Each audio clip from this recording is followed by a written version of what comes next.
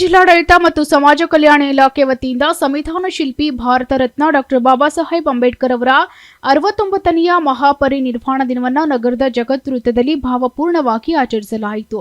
ಬೆಳಿಗ್ಗೆ 8:30ಕ್ಕೆ doctor B R Ambedkar ಅವರ ಪ್ರತಿಮೆಗೆ ಪ್ರಾದೇಶಿಕ ಆಯುಕ್ತೆ ಜಹೀರಾ ನಜೀಂ, ಜಿಲ್ಲಾಧಿಕಾರಿ ಬಿ ಫೌಜಿಯಾ ತರುಣಂ, ಪೊಲೀಸ್ ಆಯುಕ್ತರಾದ ಡಾಕ್ಟರ್ ಶರಣಪ್ಪ ಎಸ್ಡಿ, ಜಿಲ್ಲಾ ಪೊಲೀಸ್ ವರಿಷ್ಠಾಧಿಕಾರಿ ಅಡೂರು ಶ್ರೀನಿವಾಸಲು, ಜಿಲ್ಲಾ ಪಂಚಾಯತ್ ಮುಖ್ಯ ಕಾರ್ಯನಿರ್ವಾಹಕ ಅಧಿಕಾರಿಯಾದ ಭವರ್ ಸಿಂಗ್ ಮೀನಾ, ಮಹಾನಗರ ಪಾಲಿಕೆ ಆಯುಕ್ತ ಅವಿನಾಶ್ ಸಿಂಧೆ, ಸಮಾಜ ಕಲ್ಯಾಣ ಇಲಾಖೆಯ ಜಂಟಿ ನಿರ್ದೇಶಕಿ ಪ್ರೀತಿ ದೊಡ್ಮನೆ, ಪೂಜ್ಯ ಬಂತಹ ವರಜ್ಯೋತಿ ಅಣದೂರು ಬೀದರ್, ಎಸ್ಸಿ ನೌಕರರ ಸಂಘದ ಅಧ್ಯಕ್ಷ ಮಹೇಶ್ ಹುಬ್ಬಳ್ಳಿ ಸೇರಿದಂತೆ ಹಲವಾರು ಗಣ್ಯರು ಮಾಲಾರ್ಪಣೆ ಮತ್ತು ಗೌರವ ಸಮರ್ಪಣೆ ಸಲ್ಲಿಸಿದರು. ಈ ಕಾರ್ಯಕ್ರಮದಲ್ಲಿ ಜಿಲ್ಲಾ ಮಟ್ಟದ ಅಧಿಕಾರಿಗಳು, ಸಮಾಜದ ಮುಖಂಡರು, ಪ್ರಕಾಶ್ ಹದಿನೂರ್, ವಿಠಲ್ ಎಸ್ ಗೋಳಾ ಸೇರಿದಂತೆ ಹಲವು ಗಣ್ಯರು ಪಾಲ್ಗೊಂಡಿದ್ದರು.